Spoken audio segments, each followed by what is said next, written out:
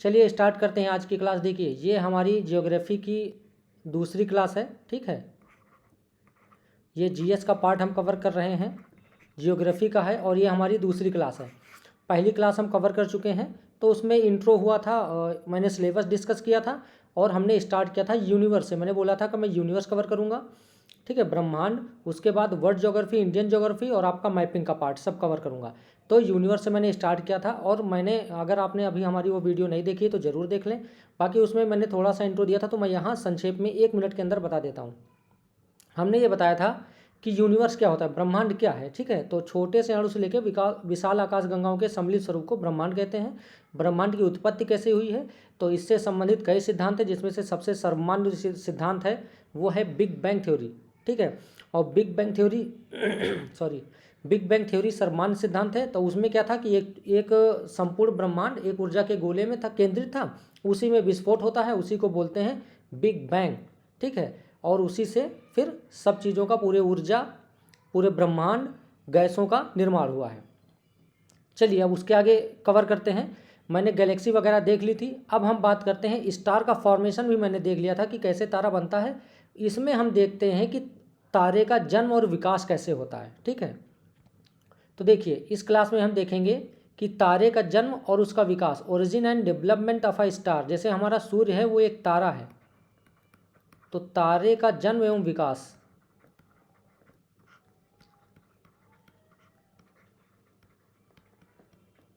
Origin and development of a star, तो कैसे होता है। हमने कहा था कि आकाश गंगा जो होती है, आकाश गंगा की जो तीसरी भुजा है उसमें हाइड्रोजन और हीलियम के बादल बनते हैं।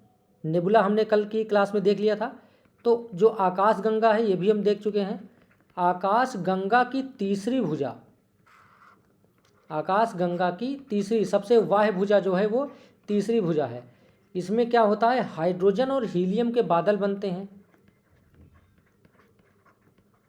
हाइड्रोजन और हीलियम के बादल बनते हैं।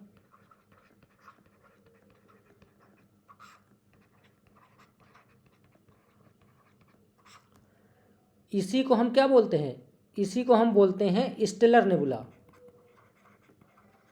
Stellar nebula. और इसको हम क्या कह सकते हैं, ये है गैस क्लाउड, ठीक है। तो स्टेज पहली क्या हो गई, गैस क्लाउड बनता है, हाइड्रोजन और हीलियम के बादल बनते हैं। तो ये हो गई हमारी स्टेज फर्स्ट स्टेज में हमने देखा कि बस बादल बने हैं, उसको हम बोलते हैं गैस क्लाउड, हाइड्रोजन के बादल हैं। अब क्या होगा, जब इन बादलों का आकार बड़ा होता चला जाएगा तो गुरुत्वाकर्षण बल लगेगा इनकी केंद्र की ओर, तो गुरुत्वाकर्षण बल के प्रभाव से ये गैसीय पिंड जो बादल हैं ये सिकुड़ने लगेंगे, ठीक है। तो बादलों का आकार,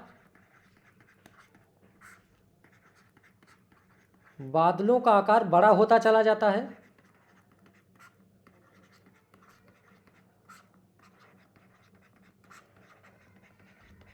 ठीक है। बादलों का आकार बड़ा होता चला जाता है और गुरुत्वाकर्षण बल के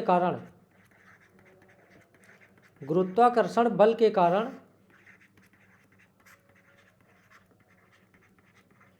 ये गैसीय पिंड जो है, जो गैस के बादल हैं, ये गैसीय पिंड सिकुड़ने लगता है,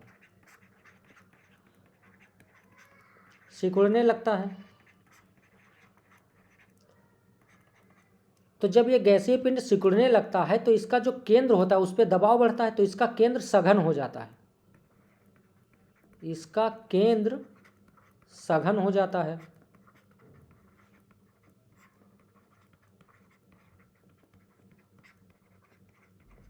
ठीक है। बादल बने थे गैस के, ठीक है, हाइड्रोजन और हीलियम के बादल बने थे। फिर क्या हुआ, गुरुत्वाकर्षण बल के कारण केंद्र की ओर खिंचाव बढ़ा, दबाव बढ़ा, तो केंद्र पे दाब बढ़ता चला गया। ये जो हमारा सेंटर था, केंद्र था, यहाँ पे दाब बढ़ता चला गया, केंद्र सघन होता चला गया। फिर पहली स्टेज थी हमारी गैस क्लाउड की, सिर्फ एक बादल बना था गैस क्लाउड। दूसरी स्टेज हमारी यहाँ पे आ जाएगी, इसको हम बोलते हैं प्रोटो स्टार, ऐसा बादल जिसका केंद्र सघन होता है, बहुत बड़ा बादल, ठीक है, केंद्र पे दबाव पड़ रहा है, केंद्र सघन हो गया है, ठीक है। इसको हम बोलेंगे प्रोटो स्टार या इम्ब्रियो स्टार, इसी को बोलते हैं। एम्ब्रियो स्टार, ये हमारी है स्टेज 2। तो पहले स्टेज में बादल बने हैं, फिर वो सिकुड़ने लगेंगे तो उसको बोलेंगे प्रोटो स्टार। फिर सिकुड़ने पर परमाणु में टक्कर होती है, ठीक है। जैसे एक बैलून है, आपने फुलाया हुआ है, फिर उसको जब कंप्रेस करेंगे, दबाएंगे तो क्या होगा, सिकुड़ेगा, केंद्र की ओर बल लगेगा, फिर उसमें जो गैस के अणु हैं उसमें आपस में टक्कर होगी। तो सिकुड़ने पर क्या होता है, परमाणुओं में टक्कर होगी, परमाणुओं में परस्पर टक्कर। और ये प्रक्रिया, ये जो परमाणु में परस्पर टक्कर की और कंप्रेस करने की ये प्रक्रिया अरबों वर्षों तक चलती है। ये प्रक्रिया अरबों वर्षों तक चलती है। तब इससे क्या होगा, आंतरिक ताप बढ़ता चला जाएगा, केंद्र का टेम्परेचर बढ़ता चला जाएगा, फिर आंतरिक ताप बढ़ता चला जाएगा, आंतरिक ताप बढ़ता चला जाएगा। और इससे क्या होगा, केंद्र में जो तापमान होगा वो हजारों डिग्री सेंटीग्रेड पहुंच जाएगा। केंद्र में तापमान हजारों डिग्री सेंटीग्रेड पहुंच जाएगा।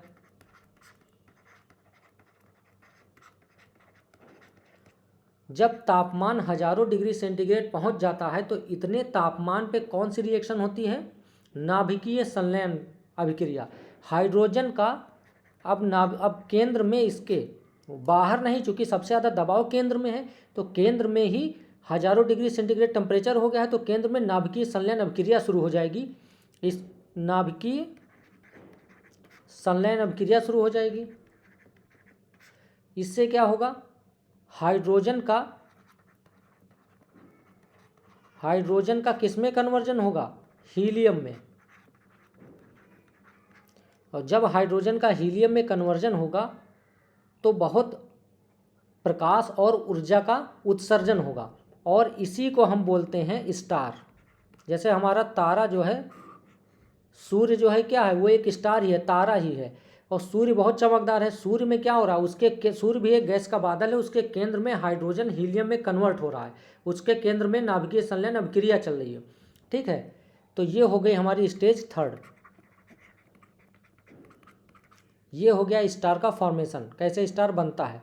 अब एक स्टार बन गया, जैसे हमारा सूर्य है, इसकी आयु लगभग 10 बिलियन वर्ष है, 5 बिलियन वर्ष से पूरा कर चुका है और 5 बिलियन वर्ष से और चमकेगा। उसके बाद ये अब वृद्धावस्था की ओर जाएगा, उसके बाद ये मृत प्राय हो जाएगा।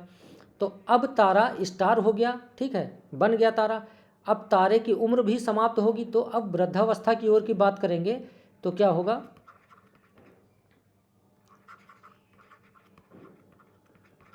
वृद्धावस्था की ओर। तो इसमें क्या होगा, देखो कोर जो है वहीं पे हाइड्रोजन हीलियम में कन्वर्ट हो रहा है, टेम्परेचर बहुत अधिक होने के कारण। तो एक समय ऐसा आएगा जब केंद्र की जितनी हाइड्रोजन है, सारी हाइड्रोजन का कन्वर्जन, परिवर्तन किस में, हीलियम में हो चुका होगा। तो कोर की संपूर्ण हाइड्रोजन का परिवर्तन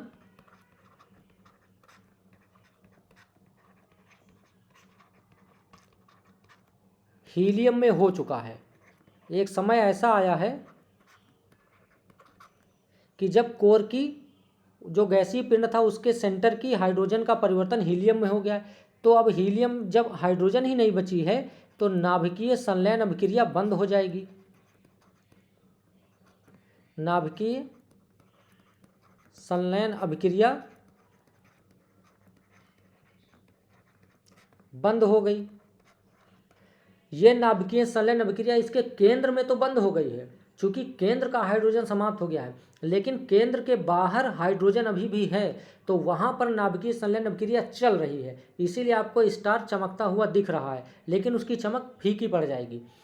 तो इससे क्या होगा, जब केंद्र में नाभिकीय संलयन अभिक्रिया बंद हो गई तो ऊर्जा जो विकिरण है, ऊर्जा विकिरण की तीव्रता घट जाएगी। तीव्रता और प्रकाश दोनों घट जाएगा। अब जब तीव्रता ही सूर्य की समाप्त हो गई, प्रकाश समाप्त हो गया, तो कैसा होगा, लोहा को जलाते हैं, गलाते हैं किसी चीज़ को तो वो चमकदार दिखाई पड़ता है, ठीक है। पीला हो गया, लाल हो गया।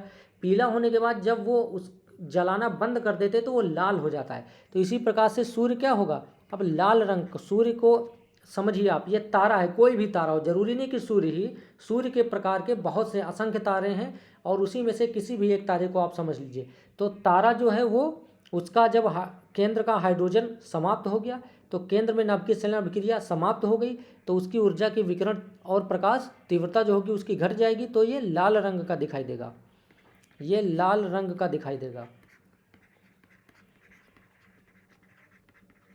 ठीक है।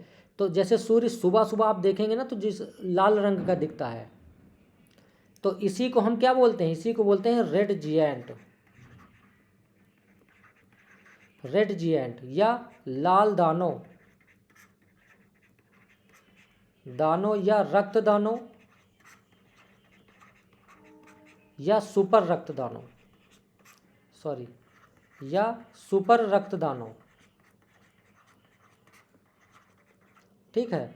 देखिए हमने देखा कैसे तारा बना और तारा बनने के बाद वृद्धावस्था की ओर गया और किस प्रकार से वो रेड जिएंट बन गया। तो एक हमने बनाया गैस का बादल था, ठीक है, हाइड्रोजन और हीलियम के गैस का बादल, और इस गैस के बादल से हमने बनाया एक स्टार, चमकता हुआ तारा, और इस स्टार से हमने एक क्या बना दिया, हमने बना दिया एक रेड जिएंट, लाल तारा बना दिया हमने, ठीक है, रेड जिएंट। इससे हमने बना दिया एक रेड जिएंट रक्त दानव, ठीक है। अब रक्त दानव से आगे क्या प्रोसेस होता है, ठीक है, बहुत इंपॉर्टेंट है। देखिए हमने एक मतलब एक रेड जिएंट हमने बना लिया है, ये हमारा क्या है, वो तारा है, स्टार है, जिसका हाइड्रोजन, केंद्र का हाइड्रोजन समाप्त हो चुका है और नव केंद्र में नाभिकीय संलयन अभिक्रिया समाप्त हो चुकी है, वाह्य भाग में चल रही है। ये हो गया हमारा रक्त दानव, रक्त दानव या सुपर रक्त दानव या लाल दानव। अब क्या होगा, केंद्र में क्या है, हीलियम बचा है, केंद्र का हाइड्रोजन समाप्त हो गया है, केंद्र में सिर्फ हीलियम बचा है, ठीक है। तो अब केंद्र के जो हीलियम है वो किस में कन्वर्जन होगा उसका, वो कार्बन में परिवर्तित हो जाएगा। तो अब जो केंद्र का हीलियम है, केंद्र का हीलियम, उसका परिवर्तन, केंद्र के हीलियम का परिवर्तन किस में होगा, कार्बन और अन्य ठोस पदार्थ, अन्य ठोस पदार्थ में, जैसे लोहा, ठीक है।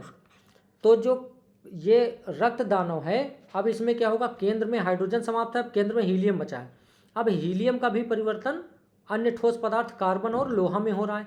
अब केंद्र इसका लोहे का हो गया, ठोस हो गया है, तब फिर क्या होगा, इसमें जो बाह्य परत है वो गैसीय परत है, ठीक है, और जो आंतरिक परत है वो ठोस हो गया लोहा, तो बाह्य परत आंतरिक परत पे कोलैप्स कर जाएगी तो तीव्र विस्फोट होगा। अब इसमें क्या होगा, तीव्र विस्फोट होगा, चूंकि आंतरिक परत की ठोस हो चुकी है, बाह्य परत इसकी जो है अभी गैसीय अवस्था में है, तो बाह्य परत आंतरिक परत पे कोलैप्स कर जाएगी और तीव्र विस्फोट होगा। और विस्फोट होने के बाद तारा अपने आकार के अनुरूप मृत्यु की 3 दशाओं को प्राप्त करेगा, ठीक है। विस्फोट हो गया, फिर विस्फोट के बाद तारा अपने, इसी तारे में विस्फोट हुआ है तो तारा अपने आकार के अनुरूप, तारा अपने आकार के अनुरूप, जैसा उसका आकार होगा, सूर्य के बराबर होगा या सूर्य से बड़ा होगा या सूर्य से छोटा होगा, तो तारा अपने आकार के, सॉरी अनुसार नहीं, आकार के अनुरूप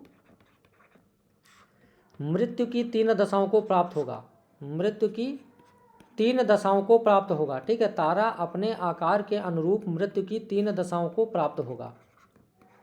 3 दशाओं को मतलब 3 दशाओं में से किसी एक दशा को, ठीक है, तीनों दशाओं को तो प्राप्त नहीं होगा। कुल मिला के ये कह रहे हैं कि जो तारा है जो कोलैप्स हो गया है, तो जो बचा अवशेष है वो 3 कंडीशन में से कोई एक कंडीशन में जाएगा। अब देखो, जो विस्फोट के बाद अवशेष बचा है, विस्फोट के बाद बचा अवशेष, विस्फोट के बाद बचा अवशेष तारा, अवशेष तारे का द्रव्यमान यदि, ठीक है, यदि अवशेष तारे का द्रव्यमान सोलर मास के, जो हमारा सौरिक द्रव्यमान है उसके 1.44 गुने की सीमा के अंदर होगा, ठीक है। अवशेष तारे का जो द्रव्यमान है वो 1.44 सोलर मास, सोलर मास मतलब हमारा जो सूर्य है इसके द्रव्यमान के 1.44 गुने के सीमा के अंदर होगा, सोलर मास की सीमा के अंदर। तो ये तारा क्या बनेगा, ये बनेगा व्हाइट ड्वार्फ, और फिर ये बनेगा ब्लैक ड्वार्फ, ठीक है। तारा जब विस्फोट हो गया था तो बाह्य परत तो गैस की थी, वो अलग हो गई। जो ठोस बचा तारा, जो अवशेष बचा है, वो अवशेष तीन प्रकार से तीन चीज़ें बनेगा। या तो वो व्हाइट ड्वार्फ बनेगा यदि उस अवशेष का द्रव्यमान हमारे सूर्य के द्रव्यमान के 1.44 गुने के अंदर है, तब तो वो बनेगा व्हाइट ड्वार्फ। यदि तारे का द्रव्यमान, दूसरी कंडीशन है, यदि तारे, कौन से तारे, अवशेष तारे का द्रव्यमान, अवशेष तारे का द्रव्यमान 1.44 से लेकर 3 सोलर मास के मध्य है, ठीक है। कह रहे हैं यदि तारे का द्रव्यमान 1.44 से 3 सोलर मास के मध्य है तो ये क्या बनेगा, न्यूट्रॉन तारा बनेगा, न्यूट्रॉन तारा, ठीक है, पल्सर बोलते हैं। और ये रेडियो वेव्स विसर्जित करता है। न्यूट्रॉन तारा जो होता है वो रेडियो वेव्स विसर्जित करता है और अपने एक्सेस पे 1 सेकंड में 30 बार घूमता है। तीसरी कंडीशन क्या है, ठीक है, ये हो गई पहली कंडीशन, ये हो गई दूसरी कंडीशन, यहाँ लिख देते हैं तीसरी कंडीशन। तीसरी कंडीशन क्या है, यदि तारे का द्रव्यमान, यदि अवशेष तारे का द्रव्यमान, यदि अवशेष तारे का द्रव्यमान, अवशेष तारे का द्रव्यमान कितना है, 3 सोलर मास सौरिक द्रव्यमान, 3 सौरिक द्रव्यमान, 3 सोलर मास, सोलर द्रव्यमान लिख दिया, ठीक है, से अधिक हो तो क्या बनेगा, तो ये बनेगा ब्लैक होल, ब्लैक होल बनेगा। और इसका गुरुत्वीय शक्ति इतनी अधिक होती है कि ये प्रकाश को भी अपने पास से जाने नहीं देता। अगर कोई लाइट है, कोई प्रकाश है, वो ब्लैक होल के पास से गुजर रहा है तो वो उस लाइट को खींच लेगा और अपने में समाहित कर लेगा, उसको बाहर नहीं जाने देगा। क्योंकि प्रकाश ये बाहर जाने नहीं देता है, इसीलिए ये दिखता नहीं है, ठीक है। तो देखिए 3 कंडीशन थी। जो हमारा अवशेष बचा था, अवशेष तारा, उसकी 3 कंडीशन थी। पहला थी 1.44 सोलर मास से कम, दूसरा था 1.44 से 3 सोलर मास के मध्य, तीसरी कंडीशन थी हमारी कि 3 सोलर मास से अधिक। तो इसमें क्या बना था, व्हाइट ड्वार्फ, इसमें क्या बना था, न्यूट्रॉन स्टार, इसमें क्या बना था, ब्लैक होल। व्हाइट ड्वार्फ के बाद ये ब्लैक ड्वार्फ। चलिए अब तीनों को देख लेते हैं। देखिए ये है कौन सा, रेड जिएंट जो कोलैप्स हो गया है, ठीक है। ये रेड जिएंट था जो कोलैप्स हो गया है। ये देखिए रेड जिएंट है, ठीक है। ये आपका रक्त दानव है और ये इस प्रकार का दिखता है। सूर्य हमारा 5 बिलियन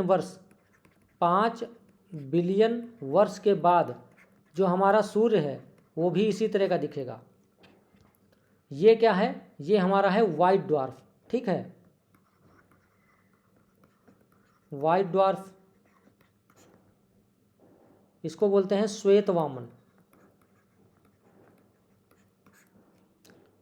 ये देखो क्या है, ये है ब्लैक ड्वार्फ, ठीक है, ये है ब्लैक ड्वार्फ हमारा, कृष्ण वामन। तो ये जो श्वेत वामन है, यही धीरे धीरे जब ठंडा हो जाता है समय के साथ, ये जब धीरे धीरे ठंडा हो जाता है तो यही किस में कन्वर्ट हो जाता है, ब्लैक ड्वार्फ में।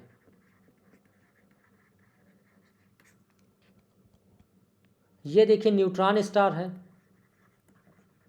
न्यूट्रॉन स्टार है, ठीक है, न्यूट्रॉन तारा। ये देखो अपने एक्सेस पे मूव कर रहा है ना, तो ये अपने एक्सेस पे घूर्णन किया करता है, ये 1 सेकंड में 30 बार घूर्णन करता है, और ये रेडियो वेव्स को विसर्जित करता है, रेडियो वेव्स को विसर्जित करता है, ये रेडियो तरंगे। ये हो गया ब्लैक होल। हमने कहा था ना पिछली क्लास में भी कि ब्लैक होल दिखता नहीं है, लेकिन समझाने के लिए बनाया गया। तो ये जो ब्लैक कलर का दिख रहा है ना, ये ब्लैक होल है, ठीक है। और ये देखिए, ये इसके पास से जो भी ग्रह निकल गुजर रहा है, ये तारा है, ये सब खींच रहा है अपनी तरफ, सब खींच रहा है, तो ये है ब्लैक होल, ठीक है। अब देखिए ये 1.44 की जो सीमा है, ये क्या चीज़ है। देखो एक भारतीय मूल के वैज्ञानिक थे, अब भारतीय मूल के अमेरिकी वैज्ञानिक, जिनका नाम था सुब्रमण्यम चंद्रशेखर, सुब्रमण्यम चंद्रशेखर, ठीक है, ये भारतीय मूल के थे।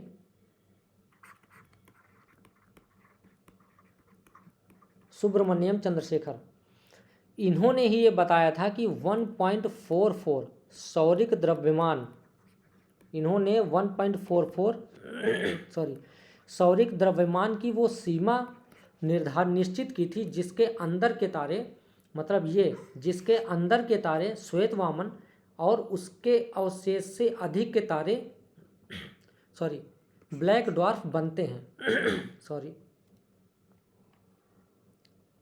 ठीक है।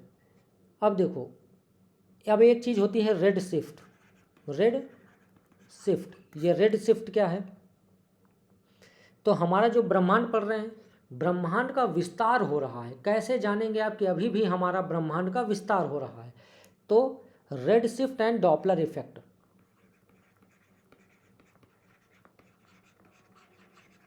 देखिए होता क्या है, मान लीजिए कि ये आप हैं, ठीक है, ये कोई प्रेक्षक है, यहाँ पे कोई लाइट सोर्स रखा है, कोई लाइट सोर्स है, ठीक है, प्रकाश का स्रोत है।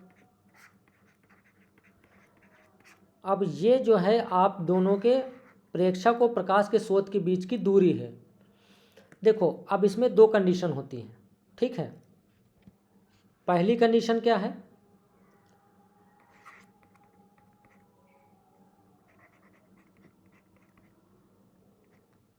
ये प्रकाश स्रोत हो गया, ठीक है, ये प्रेक्षक है और ये है प्रकाश स्रोत। इन दोनों बीच की जो दूरी है, ये दोनों के बीच की दूरी, 2 कंडीशन होती हैं। एक, इनके बीच की दूरी घट रही है,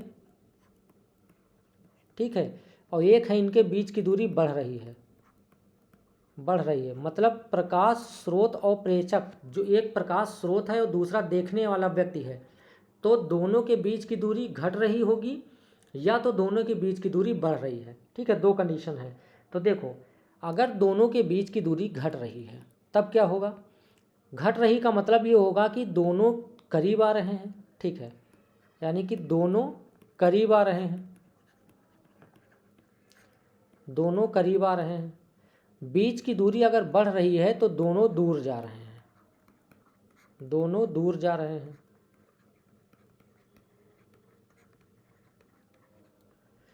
प्रेक्षक को प्रकाश, इस कंडीशन में क्या होगा, जब प्रकाश स्रोत और प्रेक्षक के बीच की दूरी घट रही होगी, तब क्या होगा, जो प्रेक्षक होगा इसको प्रकाश किस रंग का दिखाई पड़ेगा। मतलब जब प्रेक्षक और प्रकाश का जो स्रोत है दोनों करीब आ रहे होंगे तो प्रेक्षक को, देखने वाले व्यक्ति को प्रकाश नीले रंग का शिफ्ट होता दिखाई देगा। किस तरह का, नीले रंग का, नीले रंग का। ठीक है। दूसरा, यदि प्रेक्षक और प्रकाश स्रोत के बीच की दूरी बढ़ रही है, मतलब दोनों एक दूसरे से दूर जा रहे हैं, तो प्रेक्षक को प्रकाश लाल रंग का दिखाई देगा।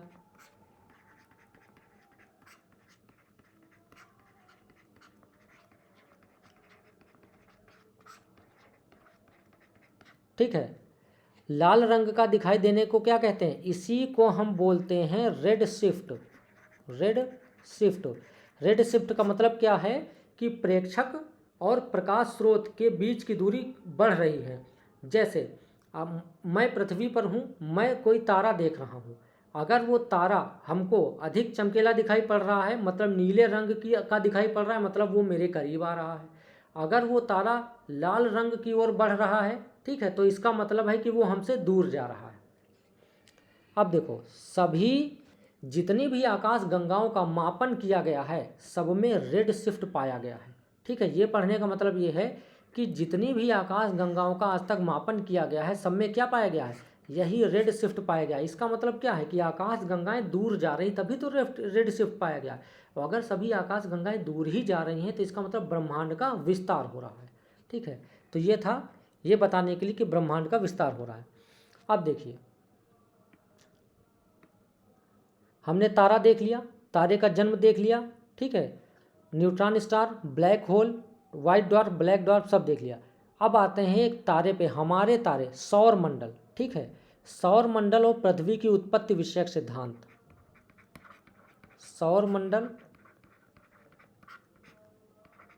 पृथ्वी, क्योंकि सौर मंडल में ही हमारी पृथ्वी है ना, तो सौर मंडल कहिए या पृथ्वी की उत्पत्ति विषयक सिद्धांत। जब पृथ्वी की उत्पत्ति हुई है तो सौर मंडल की भी उत्पत्ति हुई है, ऐसे नहीं आ गया, क्योंकि सौर मंडल में ही पृथ्वी है। पृथ्वी की उत्पत्ति विषयक सिद्धांत कौन कौन से सिद्धांत हैं। ठीक है। ये वह फैक्ट पूछा जाता है इनसे। देखिए, एक है आपका एक तारक परिकल्पना। एक तारक परिकल्पना का मतलब क्या होता है, मतलब ये लोग कह रहे हैं कि एक ही तारे से हमारे पूरे सौर मंडल और पृथ्वी का जन्म हुआ। मतलब एक बड़ा तारा था, उसी के टूटने से पूरा सौर मंडल बना है, सारे ग्रह बने। मोनिस्टिक थ्योरी बोलते हैं, मोनिस्टिक थ्योरी। और इसको किसने दिया है, तो वायु राशि, इसके अंदर है वायु राशि परिकल्पना। वायु राशि परिकल्पना, और इस परिकल्पना को किसने दिया है, तो कांट ने दिया है। दूसरी है निहारिका परिकल्पना। ठीक है। निहारिका तो हमने पढ़ा है, गैस और धूल करके बादल क्या है, निहारिका कहलाते हैं। मतलब एक निहारिका है, उसी से सारे ग्रह तारे बने हैं। तो इसको निहारिका परिकल्पना किसने दिया है, तो लाप्लास ने। बस ये मैच करने के लिए एग्जाम में आता है, लाप्लास, लाप्लास नहीं, लाप्लास। दूसरा है द्वैतारक परिकल्पना। ठीक है। मतलब जो हमारी पृथ्वी और सौरमंडल बना है, दो तारों की मतलब दो तारे थे, दो तारों से ये सब बना है, द्वैतारक परिकल्पना। डुअलिस्टिक थ्योरी, इसमें क्या है, इसमें कई सारी परिकल्पनाएं हैं इसके अंतर्गत। मतलब जिन्होंने, कई सारे लोग हैं जिन्होंने माना है कि दो तारों से सौर मंडल और पृथ्वी की उत्पत्ति हुई है। तो ग्रहाणु परिकल्पना, ग्रहाणु परिकल्पना इसको किसने दिया है, तो चैम्बरलिन ने, चैम्बरलिन। ज्वारीय परिकल्पना ये भी कहती है कि दो तारों से सब उत्पत्ति हुई है, James Gs and Jefferies, James जीज एवं जेफरीज। तीसरा है युग्म तारा परिकल्पना, युग्म तारा परिकल्पना, इसको किसने दिया है, तो एस.एन. रसेल ने। चौथा है विखंडन परिकल्पना, इसको किसने दिया है, तो रॉसगन ने दिया है।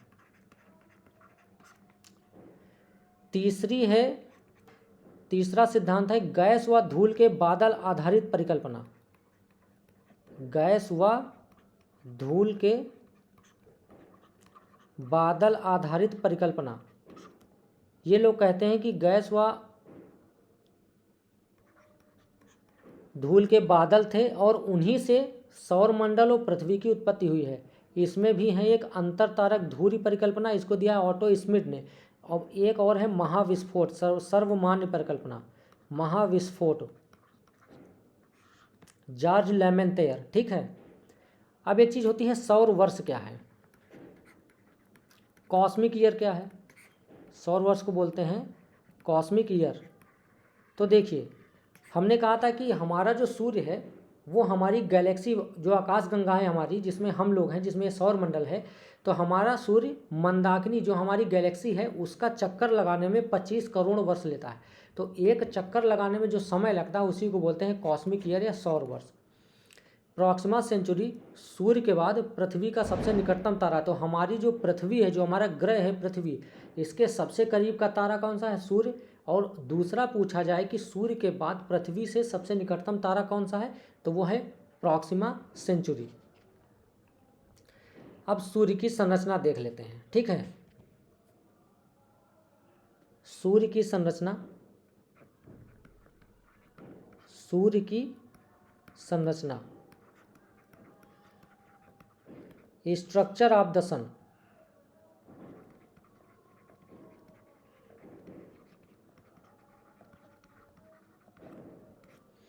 सूर्य की परिकल्पना में दो चीज़ें हैं। पहला तो है हम सूर्य के केंद्र से स्टार्ट करते हैं, तो कोर से लेकर कहाँ तक, कोर से सतह तक।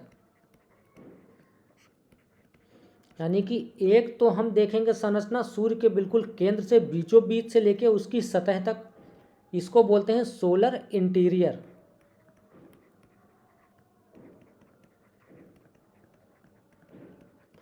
दूसरा है सतह से बाह्य अंतरिक्ष की ओर, सतह से बाह्य अंतरिक्ष की ओर, बाह्य अंतरिक्ष की ओर। ठीक है, सोलर एटमॉस्फेयर, इसको बोलते हैं सोलर एटमॉस्फेयर। अब देखो, कोर से लेकर और सूर्य की सतह तक फिर 3 संरचनाएं होती हैं। एक होता है इसका कोर, कोर से जब ऊपर आएंगे तो विकिरण मेखला होती है, एक विकिरण मेखला, इसको क्या बोलेंगे, रेडिएटिव जोन, रेडिएटिव जोन। और तीसरी जो लेयर होती है जो सतह के सबसे करीब होती है उसे बोलते हैं संवहनीय मेखला, संवहनीय मेखला। इसको हम बोलते हैं कन्वेक्शन जोन, कन्वेक्शन जोन।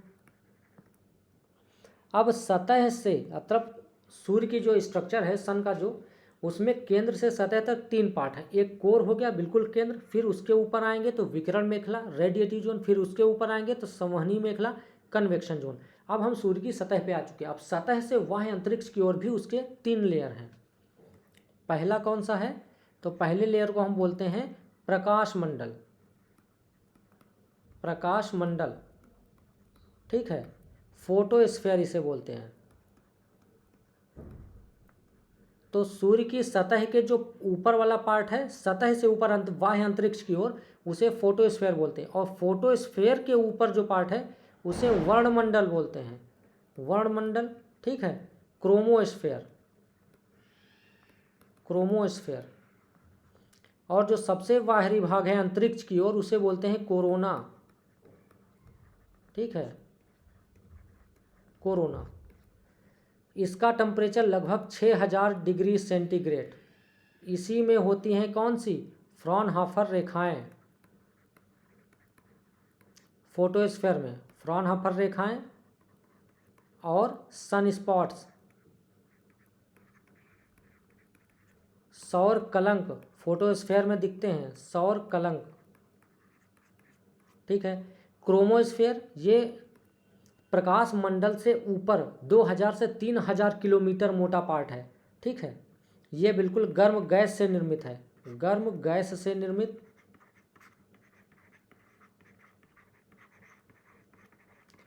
गर्म गैस से निर्मित है। तीव्र गहनता का प्रकाश, यहाँ से बहुत ही तीव्र प्रकाश उत्पन्न होता है, जिसे हम क्या बोलते हैं, सोलर फ्लेयर। सौर ज्वाला इस पार्ट से निकलती है, सौर ज्वाला, सोलर फ्लेयर, ठीक है, यहाँ से निकलता है सोलर फ्लेयर। अब है एक पार्ट कोरोना, ठीक है, तीसरा। तो देखिए तीसरा पार्ट हमारा है कोरोना। सूर्य के वायुमंडल का सबसे बाहरी आवरण है ये। तो ये है सूर्य के वायुमंडल का सबसे बाहरी आवरण, वायुमंडल का सबसे बाहरी आवरण। अंतरिक्ष की ओर की बात हो रही है। फिर मतलब बाह्य अंतरिक्ष की ओर आयन और इलेक्ट्रॉन की पवनों में परिवर्तित हो जाता है। ये जो सबसे कोरोना वाला पार्ट है, ये बाहर की ओर मतलब अंतरिक्ष की ओर क्या करता है, तो ये इलेक्ट्रॉन और आयन की पवनों में परिवर्तित हो जाता है। पृथ्वी पे आता है, इलेक्ट्रॉन और आयन की पवनों में परिवर्तित हो जाता है। और इसी को क्या बोलते हैं, सोलर विंड। तो सोलर विंड क्या है, तो सूर्य का वो भाग, वो बाह्य भाग जो सबसे बाहर अंतरिक्ष की ओर होता है और जिसमें इलेक्ट्रॉन और आयन की हवाएं होती, पवनें होती हैं, ठीक है। ये जो सोलर विंड है वो इलेक्ट्रॉन होते हैं, सोलर विंड बोलते हैं इसे। सौर पवन, सौर पवन, ठीक है। यही जब पृथ्वी पर ये जो होता है सोलर विंड, ये जब पृथ्वी में इंटर करती हैं, हमारे पृथ्वी में इंटर करती हैं, तो क्या होता है, अरोरा दिखाई पड़ता है, उत्तरी ध्रुव ज्योति और दक्षिणी ध्रुव ज्योति, ठीक है। तो अरोरा क्या है, तो उत्तरी और दक्षिणी ध्रुवों पर जो चमकदार प्रकाश दिखाई पड़ता है उसे हम बोलते हैं अरोरा, ठीक है।